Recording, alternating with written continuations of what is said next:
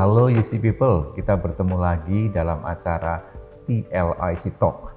Nah, pada hari ini kita mengundang secara khusus yaitu Ketua Program Studi IMT Universitas Ciputra, yaitu Pak Eko. Selamat datang Pak Eko, kita ketemu lagi. Terima kasih Pak Sunu. Dan ini kan Pak Eko ini era perubahan di UC ya. Ini sedang getol-getolnya menggarap perubahan, berinovasi terus-menerus di Universitas Ciputra. Pak Eko, di kurikulum IMT bagaimana? Akan diinovasikan terus atau bagaimana?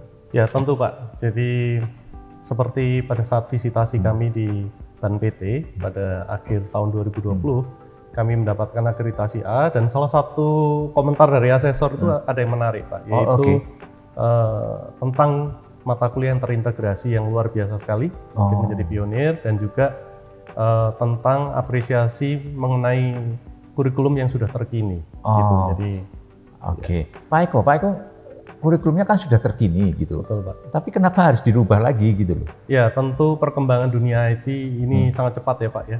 Jadi apalagi sekarang di era industri 4.0, society 5.0, tentunya kita juga harus beradaptasi, gitu ya, dan memenuhi berbagai tuntutan, ya, antara lain kebutuhan dari industri, kemudian juga dari orang tua mahasiswa, dari mahasiswa, dari alumni, dan semua stakeholder yang terkait, itu, serta mungkin ada juga perubahan regulasi dari pemerintah, baik itu terkait dengan akreditasi, ya misalkan aja sekarang informatika ini akreditasinya di Laminfocom Pak, dan lagi di BAN PT. Kemudian juga kita berusaha ke arah internasionalisasi, jadi kami akan berupaya untuk meraih akreditasi internasional. Tentunya juga harus comply ya dengan berbagai ketentuan yang ada. Begitu. Baik Pak Eko. Jadi kalau begitu sebetulnya apa nanti yang membedakan kurikulum yang lama atau yang sekarang sedang berjalan dengan yang akan baru? Ya, jadi yang pertama itu adalah kami akan mengakomodasi kebutuhan industri, terutama dengan dua peminatan yang kami fokuskan sekarang ke artificial intelligence dan juga ke mobile apps development, gitu. Jadi dua hal ini yang tadi saya sebutkan sangat mendukung industri 4.0 dan juga society 5.0. Itu yang pertama. Kemudian yang kedua adalah terkait dengan MPKM. Ya, nantinya dengan kurikulum yang baru ini tentunya mahasiswa akan lebih dimungkinkan untuk mengambil berbagai hal yang bisa mendukung karir nanti mereka di industri, gitu. Jadi misalkan aja di semester 6 nih, mereka nanti bisa mengikuti berbagai mata kuliah yang ditawarkan perguruan tinggi lain, selain tentu berbagai program yang sudah kami persiapkan untuk mereka sendiri. Begitu. Selain itu, mereka nanti di semester 7 itu juga bisa mengikuti berbagai kegiatan enrichment, gitu. Mulai dari mengikuti internship, gitu, mau student exchange ke luar negeri dan sebagainya. Masih saya ingin tahu tentang perbedaan ya Pak Eko ya. Ini kan setiap universitas atau perguruan tinggi ingin memunculkan uniqueness, uniqueness masing-masing gitu ya. Kalau di IMT ini untuk kurikulum baru apa yang menjadi unggulan uniqueness-nya? Selain tadi dua peminatan yang sudah saya sebutkan Pak, itu memang betul-betul kami fokus ke industri. Kami tentunya sebagai salah satu kekuatan Universitas Ciputra itu kan di entrepreneurship Pak. Nah di program studi kami ini kami juga mencoba untuk menelurkan startup Pak. Ya tentunya mungkin di perguruan tinggi lain juga melakukan hal yang sama gitu. Tapi kami percaya bahwa di Universitas Ciputra sebagai salah satu pionir di entrepreneurship, kami punya banyak kelebihan ya, mempunyai program yang mungkin jauh lebih matang dan dukungan dari departemen interdisipliner Pak. Jadi nanti mereka juga bisa belajar dari di Universitas Ciputra dikenal yang namanya Fakultas Entrepreneurship dan Humaniora, gitu. Dan mereka bisa belajar entrepreneurship di sana juga. Interdisipliner ini saya kira kata yang menarik ya, interdisipliner. UC People ini mungkin menjadi hal yang baru ya, interdisipliner ini di era sekarang. Pak Eko bisa menjelaskan lebih nggak tentang interdisipliner di prodinya Pak Eko itu sendiri? Ya, jadi pada prinsipnya sih sebetulnya seperti layaknya semangat dari MPKM sendiri ya Pak ya, mahasiswa itu dimungkinkan untuk belajar sesuatu yang di luar kompetensi utama di program studi. Oke. Gitu. Nah, di Universitas Ciputra memang di tingkat universitas sudah disediakan beberapa mata kuliah interdisipliner di mana mereka bisa apabila tertarik ke multimedia secara lebih spesifik, mereka bisa mengambil mata kuliah di klaster multimedia. Gitu. Jadi sebetulnya mahasiswanya Pak Eko di IMT itu sangat mungkin belajar misalkan di prodi lain ya Pak? Betul Pak. Di prodi bisnis, di prodi psikologi, di prodi ibu. Nah, tetapi yang mengarahkan pengambilan mata kuliah ini apa Pak?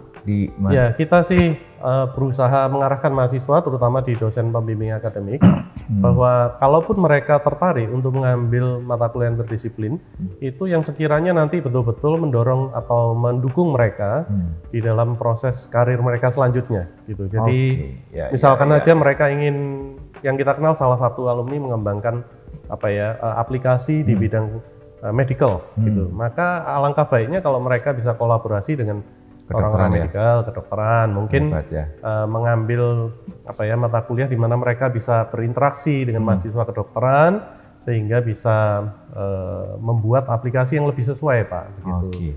Kalau mereka misalkan tertarik membuat aplikasi di bidang psikologi misalkan, alangkah baiknya kalau mungkin mengambil mata kuliah terkait dengan hal itu, gitu ya, sehingga bisa mereka punya bayangan aplikasi nanti akan mereka kembangkan seperti apa. Begitu. Oke, jadi sebenarnya yang menentukan mengambil mata kuliah lain di prodi lain itu sebetulnya tentang rencana karir mereka ya? Betul Pak. Ini. Dan ini menjadi sangat penting ya untuk mahasiswa. Sangat penting. Ya. Oke, terima kasih. Dan mungkin ini yang sangat membedakan ya dengan kurikulum yang sekarang sedang berjalan. Sehingga Anda semua mahasiswa tidak bisa hanya belajar hanya satu disiplin ilmu nih di IMT.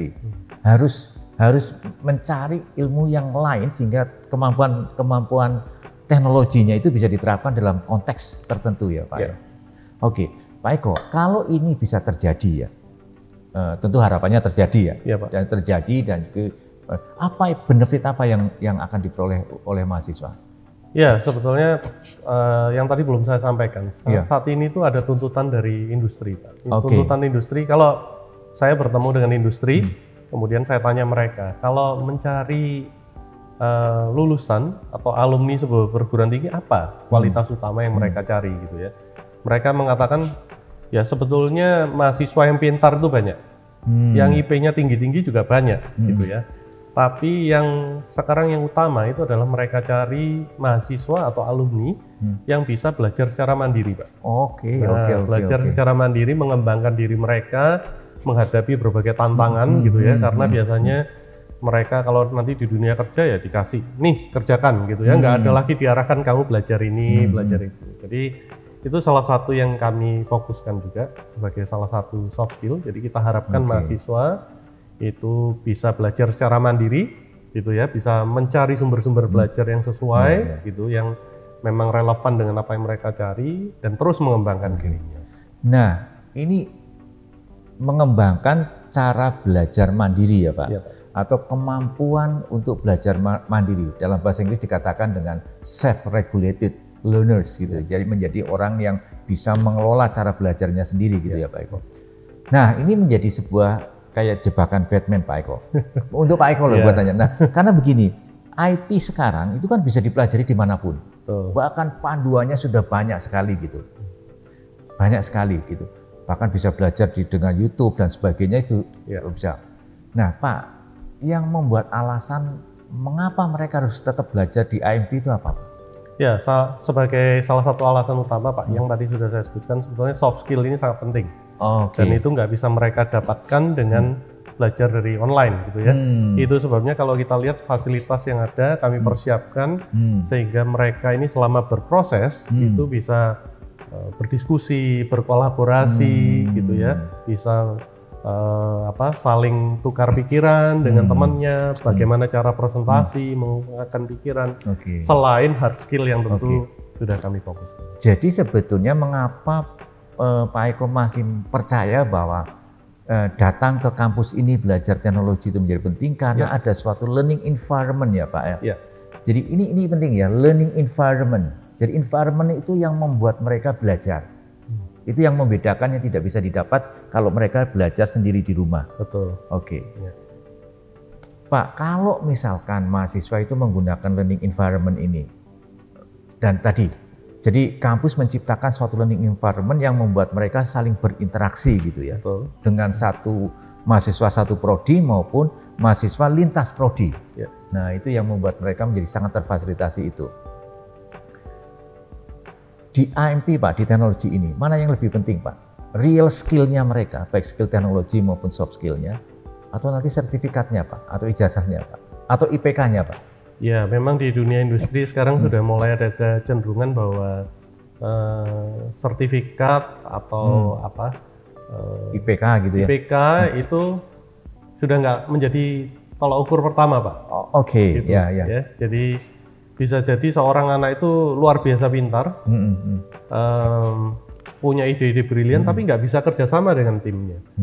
Padahal kalau kita lihat sekarang, misalkan dalam mengembangkan apps ya, seperti yang kita kenal seperti Gojek, OVO, Tokopedia, itu tidak bisa dibangun satu orang, gitu. Jadi itu terdiri dari mungkin puluhan, mungkin ratusan, bahkan mungkin ribuan orang yang membangun bersama-sama apps-nya. Nah, kalau mereka maunya sendiri, nggak bisa bekerja dengan tim, ya tentunya itu bukan sesuatu yang diharapkan. Oke, collaboration ya Pak? Collaboration ini yang akan diciptakan melalui kurikulum yang baru ini. Bukan hanya kolaborasi di dalam satu prodi, kolaborasi dengan teman-teman di antar prodi. Nah, ini yang tidak mudah didapat sebetulnya. Bahkan tidak semua universitas bisa memfasilitasi hal seperti ini gitu. Pak Eko, ini kan sebetulnya suatu kurikulum itu menuntut sebuah cara belajar baru ya Pak? Ya. Tadi collaboration, soft skill dikembangkan, lintas prodi gitu. Menurut Pak Eko dari pengalaman yang sudah-sudah, kira-kira faktor-faktor apa yang membuat mahasiswa berhasil di dalam diri mahasiswa? Atau cara belajar seperti apa bagi mahasiswa yang membuat mereka berhasil dengan menggunakan kurikulum baru nanti? Ya, tentu kita akan mencoba membangun kepercayaan diri mahasiswa. Itu salah satu hal yang penting ya Pak ya. Terus tadi teamwork yang sudah saya sebutkan. Di dalam mata kuliah saya kadang-kadang saya memaksa mereka bekerja sama dengan tim yang mungkin dengan orang-orang yang nggak mereka sukai. Ini salah satu hal penting Pak. Kenapa? Karena kalau mereka dibiarkan silakan pilih timmu gitu ya. Ya itu bisa-bisa saja, tapi nanti pada saat mereka masuk dunia kerja, mereka nggak bisa memilih timnya sendiri. Kecuali mereka memang berkarir sebagai entrepreneur, mendirikan perusahaan, mereka bisa memilih siapa yang menjadi anak buahnya. Gitu. Tapi apabila mereka bekerja di industri, mereka nggak bisa memilih timnya. Siapapun yang menjadi anggota timnya, ya mereka harus bisa kerjasama. Nah itu, jadi value-value yang seperti itu mungkin akan banyak kita temukan, dan juga sebenarnya selain kebutuhan industri, kami juga berupaya mendorong mereka untuk menjadi entrepreneur, tadi mendirikan startup macam-macam, dan itu value entrepreneurship kami tanamkan mungkin di hampir semua mata kuliah Pak. Gitu. Jadi mereka dalam mengerjakan tugas, mengerjakan project, mereka harus berpikir bahwa ini based on problem. Apa problem yang ada, yang real ada di masyarakat, gitu, yang mereka coba berupaya untuk selesaikan, atau paling enggak ada upaya untuk mencari solusinya gitu. Dan tentu yang paling penting lagi adalah ada nilai bisnisnya juga. Saya selalu katakan ke mahasiswa, ya kamu bisa sih bikin ini, katakanlah social responsibility gitu ya, pengabdian ke masyarakat. Saya nggak cari uang dari app saya gitu. App saya ini murni untuk pengabdian, benar-benar saya persembahkan. Tapi bagaimana menjamin keberlangsungan apps-nya kalau tidak ada revenue gitu ya, nggak ada pemasukan yang bisa menopang. Katakanlah untuk bikin apps butuh server nih Pak, siapa yang bayar servernya gitu ya. Kalau yang nanti mengakses tiba-tiba ribuan atau jutaan orang, server ini biayanya sangat besar. Itu salah satu komponennya. Jadi mereka dalam hal ini gitu ya, kalau misalkan dibandingkan tempat lain mungkin hanya fokus mengembangkan produk. Tapi sebenarnya bagaimana kita melihat dari angle bahwa sebuah produk tentu butuh cost, ya, baik mulai development maupun operational. Nah, bagaimana sisi entrepreneurship-nya di situ berperan. Gitu. Pak Eko, tadi Pak Eko banyak menyentuh teknologi dengan entrepreneurship, yaitu untuk bagi mahasiswa yang ingin mendirikan suatu venture di bidang teknologi. Pak, bagaimana dengan mereka yang nanti memang orientasinya tidak mendirikan usaha ya? Kira-kira bagaimana mereka memanfaatkan entrepreneurship ini untuk mereka? Jadi sebetulnya kalau di dunia entrepreneurship Pak, kita kenal juga entrepreneurial mindset itu tidak hanya untuk mendirikan suatu usaha. Tapi dalam mereka berkarir di industri maupun di sebuah perusahaan, entrepreneurial mindset ini juga menjadi salah satu penggerak ya atau roda supaya mereka bisa melakukan inovasi. Gitu, menyelesaikan berbagai masalah di level perusahaannya atau betul-betul menghasilkan produk di perusahaannya yang menyelesaikan tadi solusi menjadi solusi dari permasalahan di masyarakat. Jadi tetap entrepreneurial menjadi mereka penting, bisa ya, di dalam company ya kita sebut intrapreneur Pak biasanya. Nah itu juga di Universitas Ciputra saya kira juga difasilitasi ya dengan Guild Intrapreneur. Jadi kalau saya mendengar sampai sekarang ini ada 3 hal yang menjadi penting untuk kurikulum di sini. Pertama adalah memang kompetensi teknologinya itu harus ya. Plus ada soft skill, termasuk kolaborasi dengan lintas prodi dan sebagainya. Dan yang ketiga adalah entrepreneurship-nya ini. Nah, 3 in 1 ini yang akan didapat bersama-sama dan ini akan membuat membekali dan membuat mahasiswa tumbuh untuk bisa adaptif dengan lingkungan di era sekarang ya Pak, dengan teknologi. Pak Eko, ini kan sesuatu yang tidak menuntut mahasiswa untuk berubah juga ya. Ya pasti menuntut untuk para dosen untuk juga berubah cara ngajarnya gitu. Itu bagaimana Pak untuk dengan kurikulum baru ini memang cara ngajarnya nanti masih sama atau berbeda? Ya tentu sekali lagi Pak, kami di dalam pendidikan khususnya di Universitas Ciputra, para dosen ini sebetulnya juga nggak hanya mengajarkan skill gitu, tapi juga tentu berperan sebagai fasilitator dan mentor. Itu yang paling utama. Jadi bagaimana mengarahkan mereka untuk belajar, untuk mencapai capaian pembelajaran yang diharapkan. Dan kami juga banyak belajar dengan sumber-sumber gitu ya, yang ada.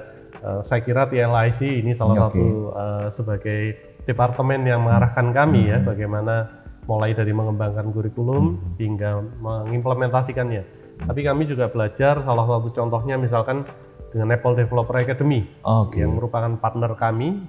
Apple Developer Academy di Universitas Ciputra itu contohnya kami belajar bagaimana collaborative learning yang sudah kami terapkan nih sejak tatap muka yang berlangsung sebulan terakhir ya. Jadi collaborative learning gitu. Jadi jangan disangka coding nggak fun gitu ya.